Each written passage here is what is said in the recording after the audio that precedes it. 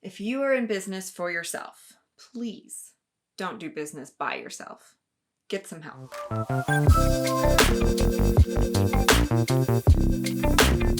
Welcome to Allie on Life, where I believe every life is a beautiful story, and I want to help you tell yours. Well, today we're talking about getting help, and before I go any further, I want you to stop this video and go watch a clip from Thor Ragnarok, which is a hilarious movie, but this particular clip is just pure gold to me, and it's really something that I want to reference that I can't include here for, copyright reasons and all of that. So it's going to pop up right here. Go watch it and then come back. I'll bookmark the spot in the description. You just come right back here and we'll continue. So go watch the clip and then come back.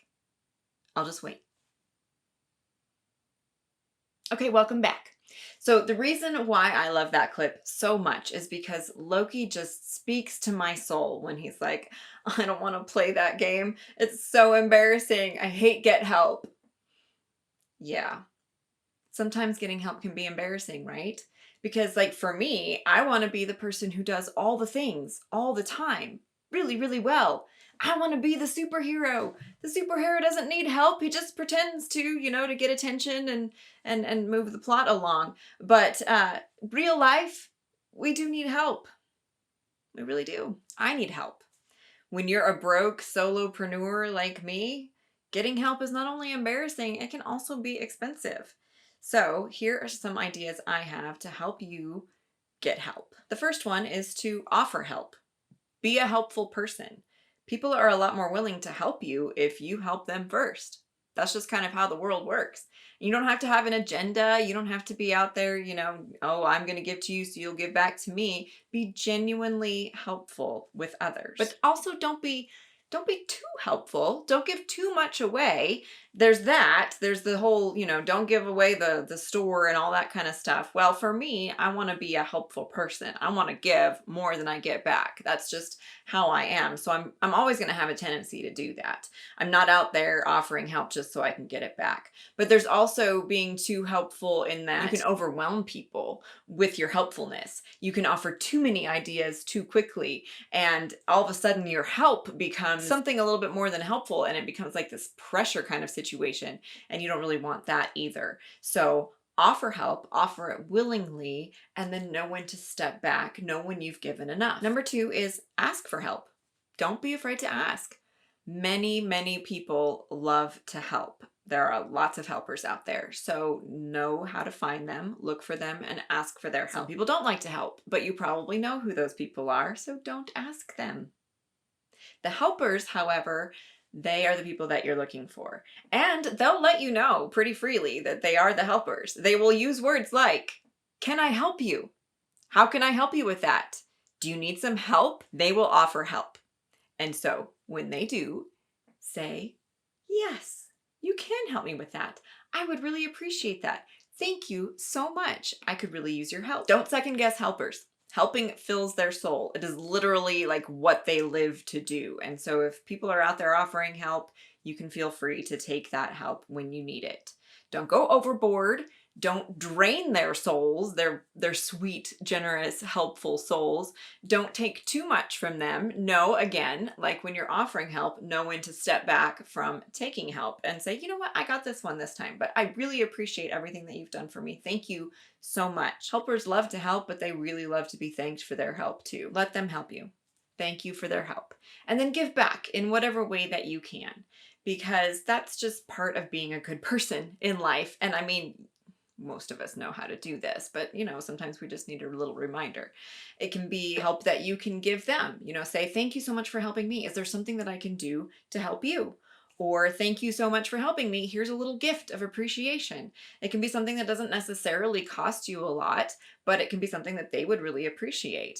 I personally love to thank people with food, if that is a possibility. There have often been people in my life who have helped me in various ways, my friends and family and just lots of people around me. And I'm like, hey, thank you so much for that. Here are some cupcakes. I love making cupcakes. I love sharing cupcakes. See, it works really well. we give back. I have wonderful helpers in my life, people who have done so much for me, more than I could probably ever repay, but I'm always looking for ways that I can help them in return. My friend Jamie, I mean, I've talked about him a few times on these videos. I would not be doing these videos if it weren't for my friend Jamie, so I'm very thankful for his help, and I do feed him quite frequently. And one of these days, I would really like to pay him. It's just not a possibility right now. Jamie's really great at what he does, and he doesn't get enough appreciation for that in his life. But if you are enjoying these videos, know that he is a big part of that, and you can express your appreciation to him in any way that you feel like doing. I also have a friend, Sarah, who has been helping me out a lot lately, and I am so thankful for her help, and I've been trying to find little ways that I can give back to her, like signing up for things with her affiliate links and stuff like that, and trying to offer value in the ways that I can as she helps me. She's helping with design and marketing and just being a sounding board, a friend who I can bounce ideas off of, and I think we encourage each other a lot in different ways. We found each other through a coaching group with Ashley Gaynor, and we've been friends now for a couple of years, and it's just a really great relationship where she helps me, I help her, and we try to, help each other find connections and different things in different ways and find resources and all that kind of stuff. I also have a group of friends in the Activate coaching program that I'm in with Ruth Sukup, who are so, so wonderful. It's really great if you can find people to help you who are kind of on the same path that you are, as far as business or content creation or writing, doing the things that you do, because then you find people who speak the same language, and it's a lot easier to ask for help because you can be like, oh, can you help me with this, an insert term here that most of the world wouldn't necessarily know unless they're in that industry. And they can be like, sure, I can help you with that. You don't have to explain what the thing is because they know.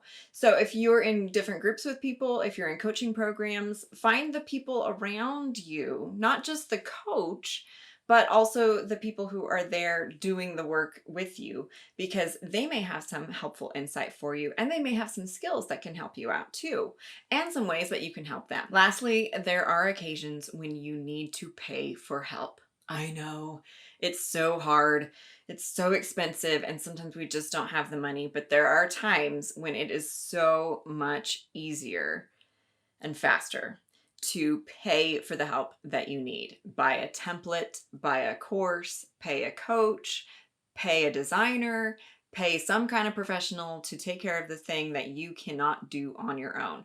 Personally, I need to hire an accountant and a bookkeeper. Those are often different people.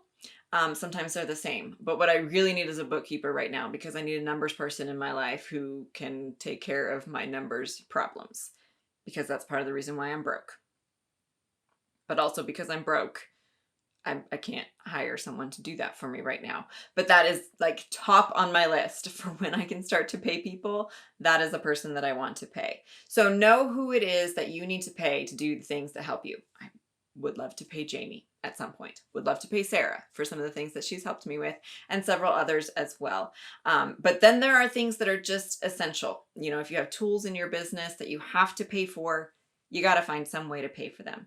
And that may be asking for help for financially from someone. It may be, putting a little bit of money on a credit card, going into a little bit of debt, and just knowing that there is a possibility, a likelihood that you will pay that back. Paying for help is hard. It's really hard when you don't have money, but it sometimes is necessary. My question for you today is, how can I help you? I am one of those people who loves to help. I love it. I do it too much, probably, but I don't know. I just don't know. Can you really help someone too much? Anyway, if you need help with anything with your writing or your business, a question that you have, an idea that you're working through and that you need some feedback on, come contact me. I'm available. You can email me, Allie at letsbewriters.com, and I will get back to you as soon as possible. You can also grab my free resource for writers. So excited about it.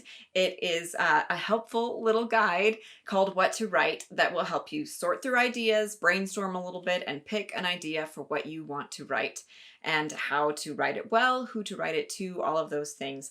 And as always, it comes with free access to me via email because that's just how I love to connect with people. That is all for today. Thank you so much for watching. Now get out there and tell your story because someone needs to hear it.